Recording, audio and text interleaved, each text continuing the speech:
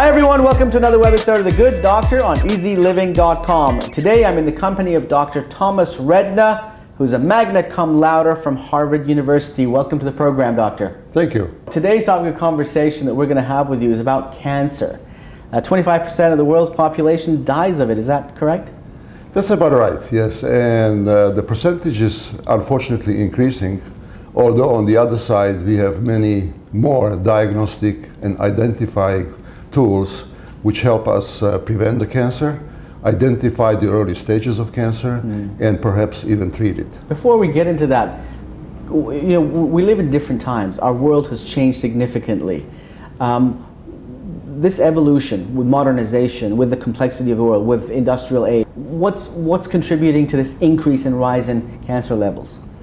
Give you an example on an average woman is now much more exposed to so-called xenoestrogens and phytoestrogens, which are artificial estrogens not made in her body. They actually bring up the periods, the menstrual cycle, much earlier than it used to be 15, 20 years ago. Now we have young girls who start their periods at the age of 9. It used to be 14, 15. Now what does it mean? That means that a woman is exposed to estrogens which potentially can cause cancer for a much longer period of time. At the same time, women get pregnant and married much later than they used to be 20, 30 years ago. Now they wait until they achieve the degree, until they achieve certain academic and social status, because the equalization of women led to this phenomena. So what happens? Women get married later, women have kids later. So that period between the first period or the time between the first period and having a child, when woman is exposed to beneficial hormones like progesterone, is much longer. Okay, what about for men?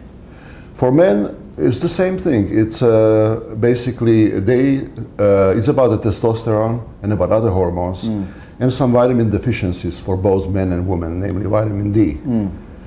Men start losing their hormones at the age of 35, and even if they don't want to admit it, as women usually do, it creeps up on them, and when they wake up at the age of 40, they usually have a very low testosterone. Now the combination of low testosterone and vitamin D deficiency, for example, leads to manifold increase in potential for prostate cancer. How do we detect it? How do we look into the body and can detect cancer? The world is most exposed or more exposed to some toxic agents which potentially can cause mutations in the genome or genetic code, and that can lead to cancer. So we have to be much more aware of our lifestyle. And fortunately, medicine is making significant progress in detecting genetically the potential people who can develop cancer and early prevention and early detection of cancer. Here at Eternity Medicine, for example, we have EBCT scan, which is the electron beam computerized tomography, and it shows the review of all the organs, and we can detect a change of size, change of shape, which gives us first inclination there might be something going on, and that is in combination with the history and testing we do here from blood or urine. So we can basically detect whether or not someone has or has the likelihood of getting cancer? Yes, we can detect if somebody, for example, has propensity for breast cancer.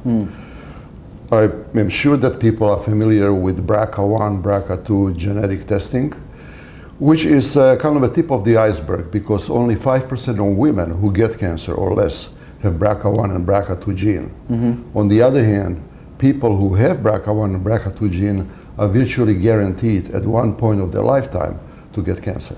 And so this applies for both men and women, or is it different for each?